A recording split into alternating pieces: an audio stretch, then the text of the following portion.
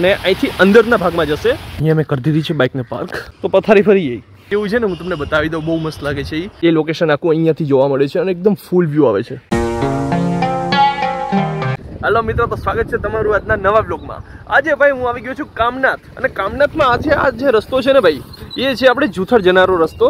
આ જો આપણે માંગરોળથી આવ્યા આ સાઈડથી, અને અહીંયા મેં બાઇક સ્ટોપ કરી છે, તમને નદીઓ બતાવવા આવ્યો છું। આ જે નદીઓ ભરાણી છે ને આપણે, એ કંઈક આ રીતની આપણે જોવા મળે છે।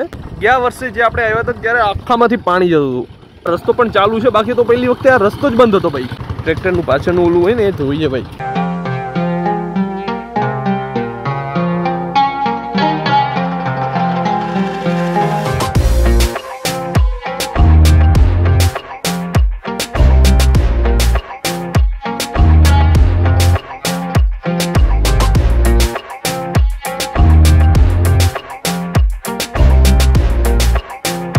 પેલી બાજુથી આ જે નદી છે એ આવે છે, અને આપણે જ્યાં નોડી નદી કહેવાય છે મિત્રો, તો આ જો આ નદી અહીંથી નીકળે છે આખી, અને અહીંથી અંદરના ભાગમાં જશે।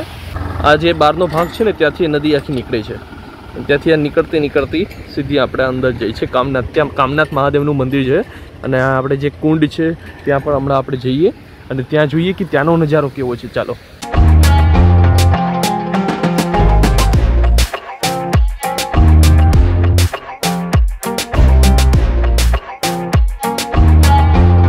તો અહીંયા મેં કરી દીધી છે બાઇકને પાર્ક, અને હવે આપણે જઈએ કંડની તરફ। કામનાથ મહાદેવનું મંદિર છે, અને ત્યાં જોઈએ કે હવે આપણે ત્યાં કેટલું પાણી જોવા મળે છે અને શું છે ત્યાંનું લેટેસ્ટ અપડેટ।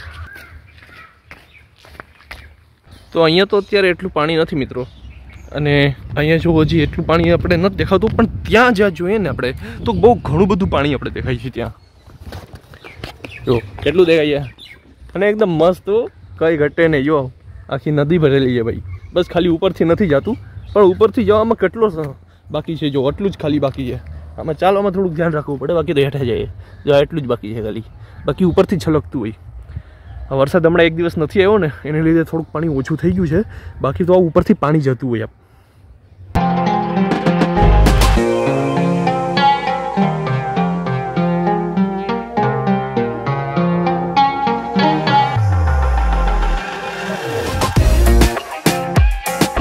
આ જે રસ્તો જોઉં છું ને, વરસાદના સમયમાં આમાં ઉપરથી પાણી જતું હોય, જેને લીધે આમાં છે ને બધીમાં સેવાર થઈ જાય છે।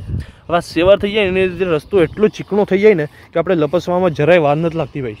જો જરા પણ આપણે આમાં બેદરકારી રાખીએ ને ચાલવામાં, તો પથારી ફરી જાય। તો આપણે હવે જોઈએ આગળ, આપણે થોડુંક આરામથી ચાલવાનું છે, પથારી નથી ફેરવવાની, બરાબર? આરામથી ચાલતા જઈએ, અને ત્યાં એક થોડું તમને બતાવી દઉં, બહુ મસ્ત લાગે છે એ તમને મેં બતાવ્યું હતું ને, જે આપણે જુથડ જવાનો રસ્તો છે ત્યાં ખબર છે નદી આવે, એ નદીમાંથી જે આ પાણી આવે ને અહીંયા આખું આવે છે, અને અહીંથી આ જ આવે છે। જો આખું નદીમાં ફેલાઈ જાય છે ભાઈ, ત્યાંથી રસ્તો પાર કરી અને ત્યાં જાય છે આખો। અને હું જો અત્યારે ક્યાં આવી પહોંચ્યું, મારી આસપાસ ચારો બાજુ જો આ રીતનું છે મંજર, અને આ રીતના કંઈક અત્યારે ઊભો છું। લાઈક કરી દેજો ભાઈ, થોડો ખતરો લીધો છે, લાઈક કરી દેજો, વિડીયોને શેર પણ કરી દેજો, તમારા સગાવાલામાં બધીમાં મને પોતપોતાના સ્ટેટસમાં રાખજો કે આજનું અપડેટ આપણે જે કામનાથનું છે એ શું છે આ।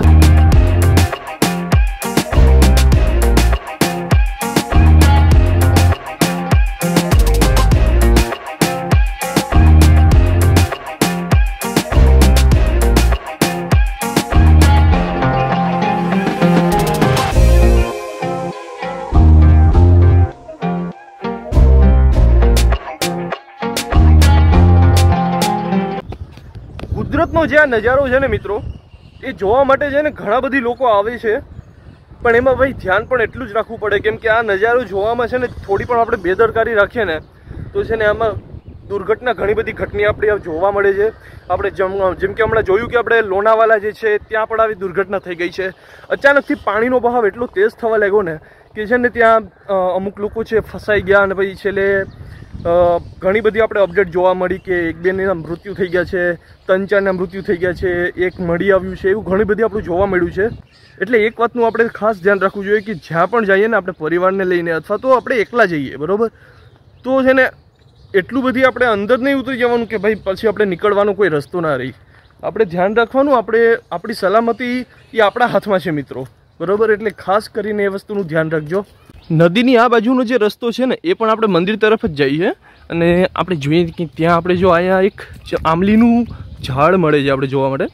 આ જે આંબલીનું ઝાડ છે ને તેમાં છે ને આપણે કંઈક ખટકા બટકા કરીએ, મીન્સ આંબલી ખાઈએ. ચાલો, એના જે આંબલી છે ત્યાં સુધી તો આપણો હાથ ભાગ નહીં પૂગે અને આમાં હશે પણ નહીં અત્યારે. બટ આની જે આ જે પાંદડા છે ને આંબલીઓના એ બહુ ખાટા હોય છે. બહુ મજા આવે આવી વસ્તુ ખાવાની. હું તો હાલતે ચાલતે છે ને મને આવું કંઈ મળે ને એટલે હું ખાઈ લઉં ભાઈ. જો તમને ખબર જ છે, આપણે તો ખાતા ખાતા જોવા જ મળતા હોય તમને. આંબલી ખાઈએ. મસ્ત ચટપટું ખાટું ખાટું એટલું મસ્ત લાગે યાર. હવે એટલે ટ્રાય કરજો, બહુ મસ્ત છે. અમાસનો મેળો હોય ને ત્યારે આજે આપણે પીપળો દેખાય છે.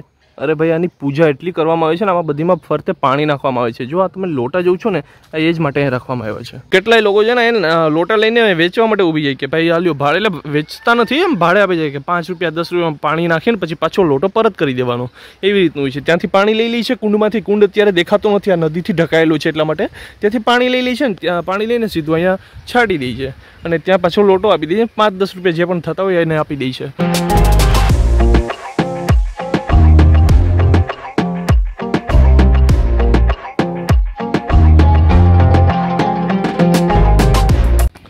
હવે આપણે ઉપર જઈએ છીએ મિત્રો. બેસશે માણસ, આ સુવા માટે છે કે બેસવા માટે કે મને સમજાતું નથી.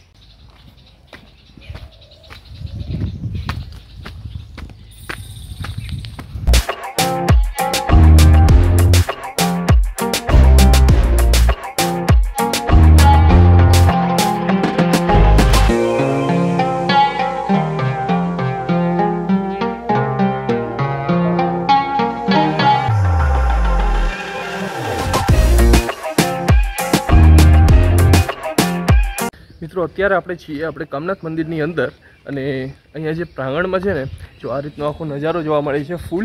અને ત્યાં મંદિર છે.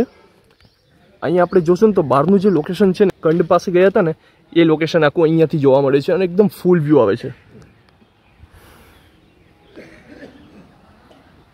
નીચે જવાનો અને ઉપર આવવાનો પાછો આ જે રસ્તો છે એ છે. તો આ રીતના કંઈક અહીંથી આમ બનેલો છે પાણીની અવર જવર સાથે. બધી વસ્તુ છે ને અહીંયા ઉતાર લેવાની છે. બોર્ડ પણ મારેલો છે કે બૂટ ચપ્પલ અહીંયા ઉતારવા, બરાબર. કે અંદર મંદિરમાં જવા માટે તમારે ચપ્પલ ઉતારવા જરૂરી છે. ચપ્પલ બૂટ જે પણ પહેરેલું હોય. અને હવે આપણે અહીંયા અંદર જઈએ, પણ અહીંયા મિત્રો અંદર મંદિરની અંદરનું જે સીન છે ને એ તમે આપણે રેકોર્ડ નહીં કરવા દઈએ.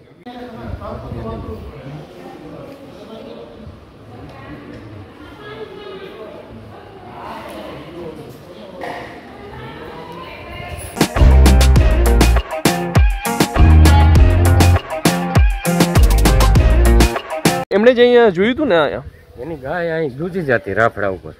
ઉપરથી અંદરથી ખોદકામ કરીને શિવલિંગ કાઢી. શિવલિંગ કાઢી મતલબ કે અહીંયા જે ગાય હતી એ ગાય કોની હતી? એ કનકસિંહ ચાવડા જે કોટડાના રાજા હતા ને એની ગાય હતી.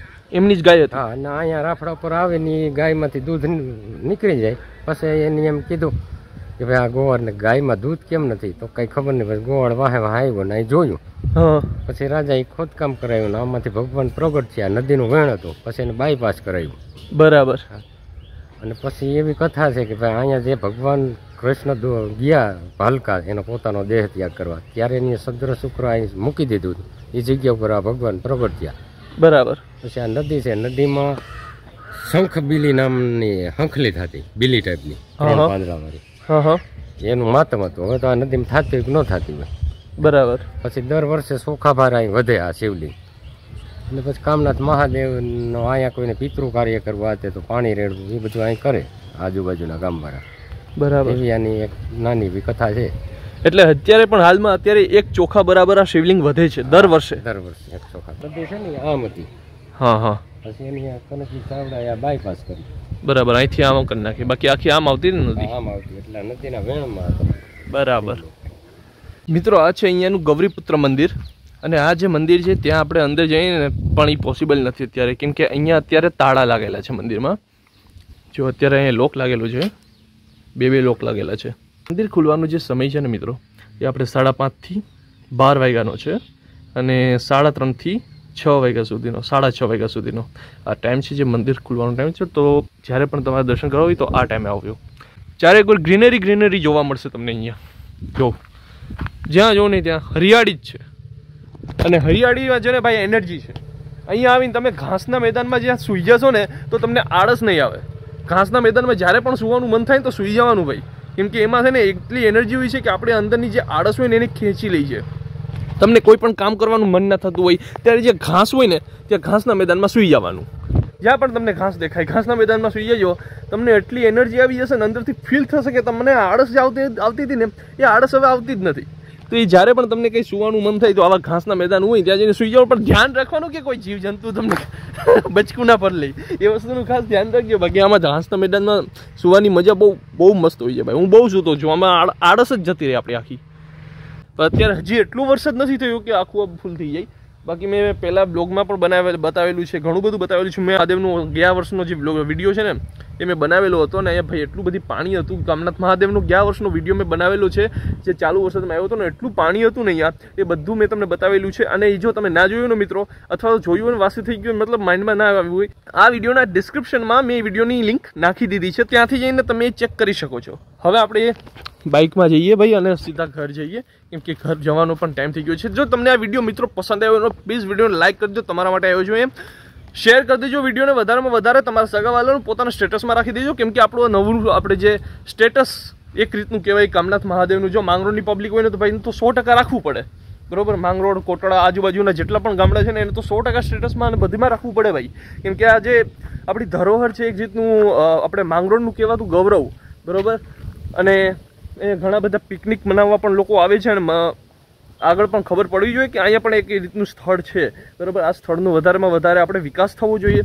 અને હવે મળીએ આપણે જલ્દીથી નવા બ્લોગમાં. બાકી તો આ તમે જોઈ શકો છો બહુ મસ્ત આવી મજા આવી. અમાસના દિવસે તો અહીંયા મેળો થાય છે. જો તમે મેળામાં ક્યારેય ના આવ્યા હોય ને તો મેળામાં એકવાર મુલાકાત લેજો, બહુ મજા આવશે. દૂરથી તમે જો આવતા હોય તો અમાસના દિવસે આવી જજો. આપણે 2-3 દિવસનો મેળો હોય છે, પણ અમાસનો દિવસ છે ને મેળાનો છેલ્લો દિવસ હોય છે. તો આ વસ્તુનું ખાલી ધ્યાન રાખી લેજો થોડું. બાકી તો આપણે જો વિડીયોને લાઈક કરી દો, બસ. ચેનલમાં ના હોય તો સબસ્ક્રાઈબ કરી દો. મળીએ આપણે જલ્દીથી નવા બ્લોગમાં. ત્યાં સુધીમાં બાય બાય.